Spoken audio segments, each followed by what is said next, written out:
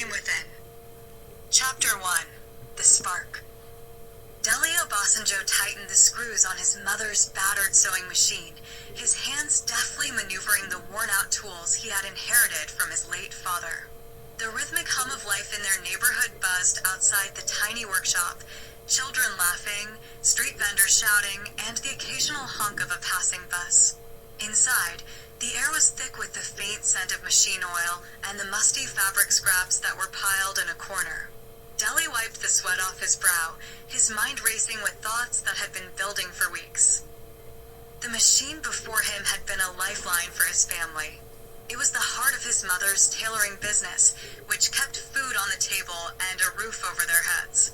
But it was old, prone to breaking down, and expensive to maintain. Dele had spent countless hours fixing it, and each repair session deepened his understanding of its mechanics. Today, as he worked, an idea took hold of him, a spark, faint but insistent. What if there was a better way? What if he could create a sewing tool that was affordable, durable, and multifunctional?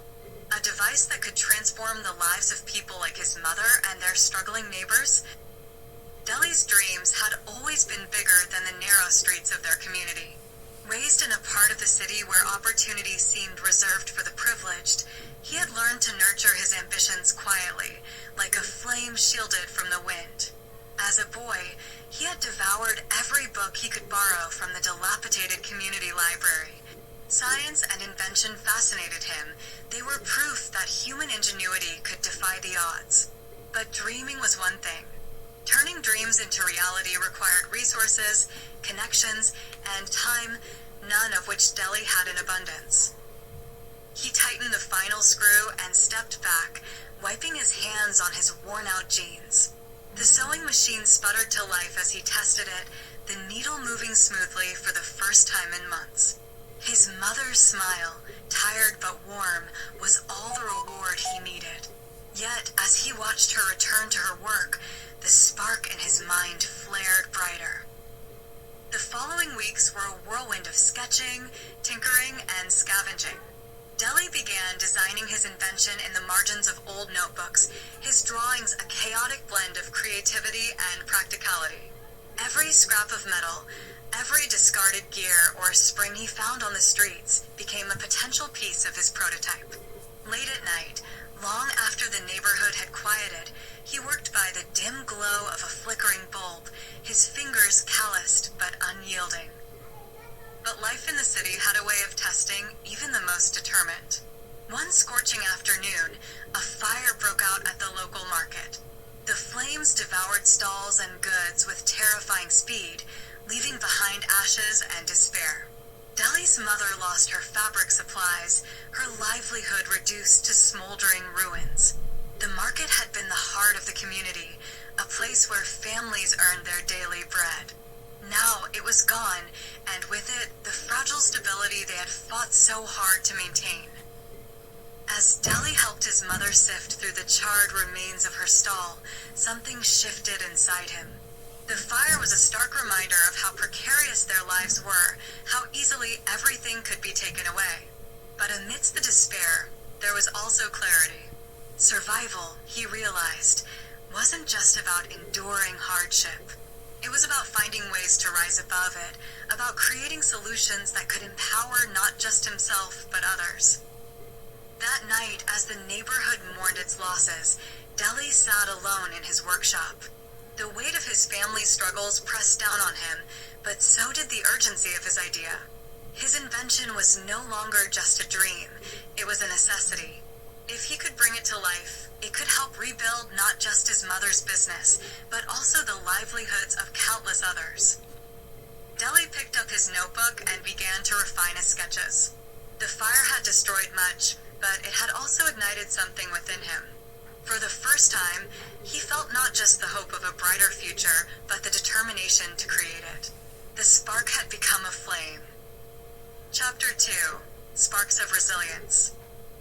Dele wiped the sweat from his brow as he leaned over the cluttered workbench in the corner of his family's modest living room. The room smelled of burnt metal and faintly of motor oil, remnants of his many failed attempts. His mother, ever the optimist, entered with a tray of food. "You've been at this all day," she said, setting down the tray beside him. "Eat something, my son. The mind works better on a full stomach." Dele looked up and smiled faintly. "Thank you, Mama. I'll eat soon." She nodded but lingered. "Dele, don't let people's words discourage you. Remember, even the tallest tree starts as a small seed." Her words were warm, her tone insistent. Dele had heard them countless times before, but somehow, they always seemed to pull him back from the edge of self-doubt. Her encouragement, coupled with a small loan from a family friend, had allowed Dele to purchase the bare essentials for his prototype: wires, gears, and sheets of metal scavenged from old appliances. Still, progress was slow. He worked odd jobs during the day, mending bicycles, carrying goods at the market, and spent his nights hunched over his bench. The whispers from neighbors and occasional smirks from friends did little to boost his spirits. "What is that thing supposed to do anyway?" a friend had once asked, laughing. "Save the world." Dele didn't have an answer then, but he knew in his heart that his idea, however abstract, was worth pursuing.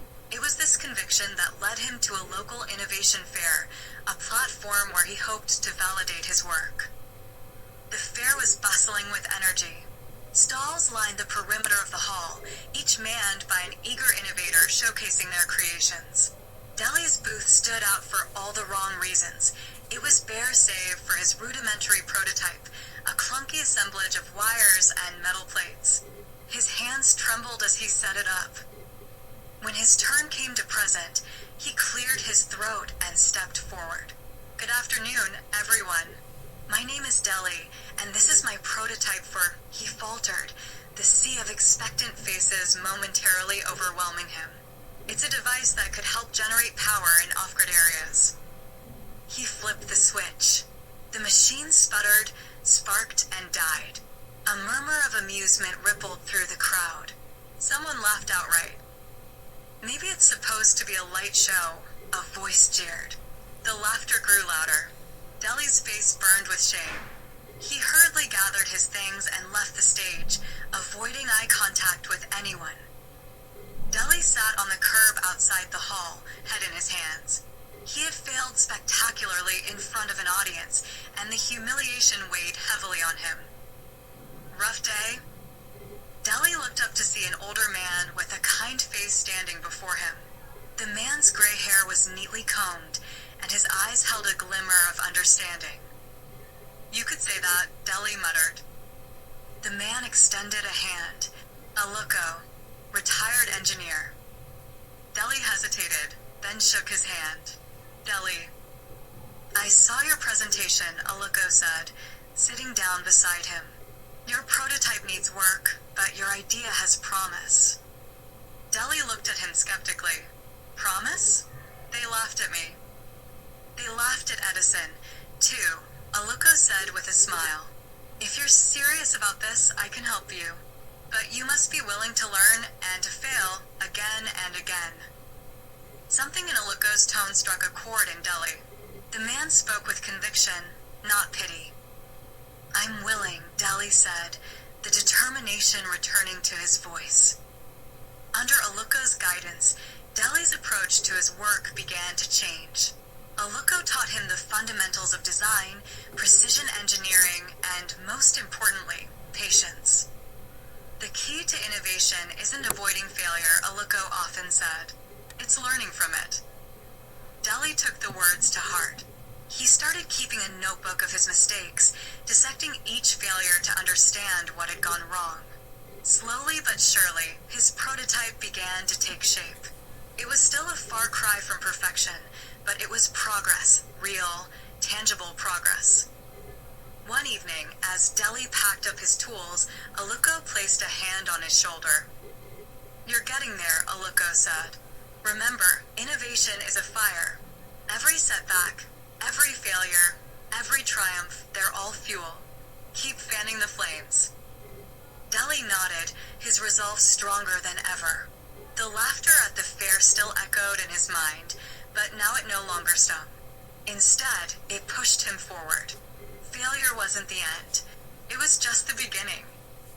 Chapter 3. Rising from Shadows. The workshop's air was thick with the acrid scent of solder and oil. Dele's hands moved deftly over the prototype, his face illuminated by the steady glow of a small desk lamp. For months, he had poured every ounce of himself into this invention. A device he was certain would change lives, a durable, affordable machine that could revolutionize how small businesses operated in his community. The dream was within reach, yet something ominous lurked just beyond his grasp. One evening, as the rhythmic hum of the city faded into the night, a sleek black SUV pulled up outside Dele's modest workshop. From it emerged a man whose presence seemed to suck the air from the room. Mr. Owolabi, a name whispered with reverence and fear in equal measure, strolled in, flanked by two assistants. His tailored suit and polished shoes contrasted starkly with the dusty, makeshift workshop. Dele, Owolabi began, his voice smooth as velvet. Your reputation precedes you. I've heard about your invention, and I'm impressed. Dele straightened, wary but intrigued. Thank you, sir. What brings you here? Owolabi smiled, the kind of smile that didn't quite reach his eyes. I'm here to make you an offer. I'll buy your invention outright. 5 million naira cash. Dele's breath caught. 5 million naira was a fortune, enough to pay off his debts and ensure his family's comfort for years. But Owolabi's next words doused his excitement. Of course, Owolabi continued, I'll patent the device and handle its distribution. My network ensures it reaches the right clientele. Something in the way he said clientele made Dele's stomach churn. What about the pricing? He asked cautiously. Owolabi's smile widened. Premium products come at premium prices. Only the best can afford the best. Dele's heart sank. Shut it down! For the wealthy elite. It was meant for people like Mama, whose tailoring shop struggled with unreliable tools. For Ted, the carpenter, with modern equipment. This was not to line the pockets of men like Owolabi. I appreciate the offer, Dele said, his voice steady despite the storm brewing inside him. But I can't sell. This project isn't about money. Owolabi's expression hardened, his charm evaporating like morning mist. Be careful, boy, he said coldly. In this city, dreams don't survive without allies. Refuse me, and you'll find out just how small you are. The price of defiance. True to his word, Owolabi moved swiftly. Within weeks, Dele found himself shut out of every major supplier in the city. Orders for critical components were mysteriously canceled. Creditors began calling, demanding repayment of loans that had been manageable just weeks before. It felt as if the walls were closing in. Dele's nights grew sleepless. The once steady hum of his workshop fell silent as resources dwindled. Doubt crept in, whispering insidious questions. Was he foolish to think he could stand against someone like Owolabi? Should he have taken the money? One evening, as he sat amidst the scattered remnants of his workshop, a knock came at the door. It was Mama Ifeoma, her arms laden with fabric scraps. Behind her was Tund, carrying old tools. Soon, others followed, tailors, artisans, neighbors. They brought what they could, broken machines, spare parts, even their labor. We've heard what you're going through, Mama Ifeoma said, her voice resolute. This isn't just your fight, Dele. This invention of yours? It's for all of us. Dele's eyes burned as he looked at the faces of his community. People who had little to spare but gave anyway. Their support rekindled a fire within him. This was why he started this journey, not for wealth or recognition, but for them. Rising from shadows. The workshop came alive again, bustling with energy and hope. Dele trained the volunteers, teaching them to assemble components and troubleshoot problems. With each passing day, the prototype inched closer to completion. It wasn't perfect, but it was theirs. Word spread of the community's efforts, and soon others joined the cause. A local radio station aired Dele's story, painting him as a symbol of resilience against exploitation. Donations trickled in, enough to keep the project afloat. Owolabi, meanwhile, watched from the sidelines, his threats losing their sting as Dele's defiance gained momentum. He underestimated the power of unity, of a community rallying behind one of its own. The day the device was finally unveiled, the workshop overflowed with people. Dele stood before them, holding the finished product in his hands. It wasn't just a machine. It was proof that they could rise above adversity together. As the crowd erupted into cheers, Dele felt a profound sense of gratitude. The storm had tested him, nearly broken him, but it also revealed the strength of those around him. Together, they had faced the storm and emerged stronger for it. Chapter 4: Embers of Change. The workshop buzzed with energy as Dele adjusted the final components of his latest invention. The improved prototype, a sleek and efficient energy device, was the product of countless hours of collaboration with Mr. Aluko and the community. Each wire, circuit, and bolt bore the mark of shared effort and determination. When Dele flipped the switch, the machine hummed to life. For the first time, it worked flawlessly. Cheers erupted, filling the air with a sense of triumph. This was more than an invention. It was a promise of a brighter future. Mr. Aluko, beaming with pride, placed a hand on Dele's shoulder. "You've done it, son. This will change everything." Dele nodded, his heart swelling with gratitude. The road to this moment had been anything but smooth. Each setback, every sleepless night, and all the sacrifices made by the community had led to this achievement. Now, it was time to decide what came next. Instead of courting investors as many advised, Dele took a different path. He chose to distribute the devices directly to small business owners in the community. The cooperative model he devised allowed them to pay in affordable installments, ensuring accessibility without financial strain. This approach was rooted in Dele's belief that true progress came not from individual gain, but from collective empowerment. Word of his initiative spread quickly. A local journalist, captivated by the grassroots impact of Dele's work, published an article that went viral. Social media buzzed with discussions about the young inventor who was transforming lives with his ingenuity and altruism.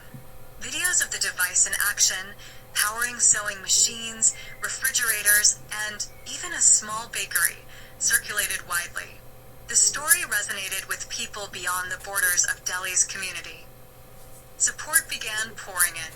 Ethical investors and NGOs reached out, offering resources to expand his project. They admired his vision of empowerment and wanted to be part of the movement. Dele's cooperative model became a symbol of hope, showcasing how innovation could uplift communities without exploiting them. But not everyone celebrated his success. Owolabi, the former investor who had dismissed Dele's earlier efforts, saw the potential profits slipping through his fingers. Unwilling to let go, he filed a lawsuit claiming intellectual theft. Owolabi alleged that Dele's invention was based on ideas developed under their previous partnership.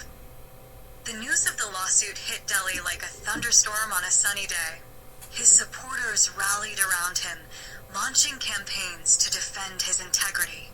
Mr. Aluko, ever the steadfast mentor, reminded Dele that obstacles were inevitable when one dared to challenge the status quo. "They will try to extinguish your flame," Mr. Aluko said, "but remember, fire spreads when the wind blows against it. Let this fuel your resolve." Dele took those words to heart. While the lawsuit loomed, he doubled down on his work. The community's faith in him never wavered. Small business owners shared their stories of how the device had transformed their lives, creating a groundswell of support that could not be ignored. As the chapter of Dele's life unfolded, it became clear that this was not just about an invention. It was a battle between two visions of the future, one rooted in greed and control, and the other in empowerment and shared prosperity. And in that fight, Dele's rising flame showed no signs of dimming. Chapter 5: Resurgence of the Innovator. The courtroom buzzed with attention so thick it felt almost tangible. Dele sat at the defendant's table, his hands clasped tightly together, a bead of sweat trailing down his temple. Across the aisle, representatives of the colossal corporation loomed, their polished suits and briefcases a stark contrast to Dele's modest appearance. But what Dele lacked in material affluence, he made up for in something far greater: the unwavering support of his community. It had been months of preparation, grueling, relentless, and exhausting. The corporation had accused Dele of infringing on a design they claimed as their own. But Dele knew the truth, and so did those who had worked alongside him. His solar-powered water filtration system, created to bring clean drinking water to underserved communities, had been born of countless sleepless nights, sketch-filled notebooks, and trial-and-error experiments in his small workshop. It was his life's work, not theirs. The community had rallied in ways Dele had never imagined. Crowdfunding campaigns flooded with donations, enough to hire a determined legal team. His friends and neighbors sifted through old photos, notes, and videos, gathering evidence to prove that the designs predated the corporation's patent claims. Local journalists picked up the story, painting Dele as the underdog fighting against a giant. Soon, the case became a rallying cry for others who had faced similar exploitation. The trial dragged on, each day a draining battle of words and evidence. But with every argument his lawyers presented, with every witness who attested to his integrity and originality, Dele's hope grew. And then, the verdict came. The court finds in favor of the defendant, Mr. Dele Obasanjo. A collective cheer erupted in the courtroom. Tears streamed down Dele's face as he embraced his team and supporters. The corporation's representatives exited in silence, their heads low. The victory wasn't just Dele's, it belonged to everyone who had stood by him. It was a win for justice, for innovation, and for the power of community. News of Dele's triumph spread like wildfire. Media outlets dubbed him a hero of resilience, a David who had defeated Goliath. His story inspired countless others, particularly young innovators, to prioritize ethics and impact over profit. Movements sprang up, advocating for fair practices and the protection of grassroots creators. Dele's name became synonymous with the fight against corporate greed. But Dele didn't stop there. The court victory brought more than just vindication. It brought opportunity. Donations and grants poured in, and he was able to expand his cooperative model. He reached out to other trades, partnering with artisans, farmers, and craftsmen. Together, they formed a network of cooperatives that shared resources, knowledge, and profits. Dele's vision of community-driven innovation took root, transforming lives across the region. One day, as he stood in the middle of his bustling workshop, now filled with apprentices and collaborators, Dele felt a profound sense of fulfillment. The flames of his passion, once nearly extinguished by adversity, now burned brighter than ever. He had turned his pain into purpose, his struggle into strength. In the years that followed, Dele's cooperative network became a beacon of hope. Communities once weighed down by poverty and neglect began to thrive, their members empowered by the tools and opportunities they had long been denied. And at the heart of it all was Dele, a man who had proven that resilience, fueled by purpose and supported by community, could withstand any storm. The eternal flame of his mission had not only survived but flourished, lighting the way for countless others to rise above their circumstances and build a brighter future.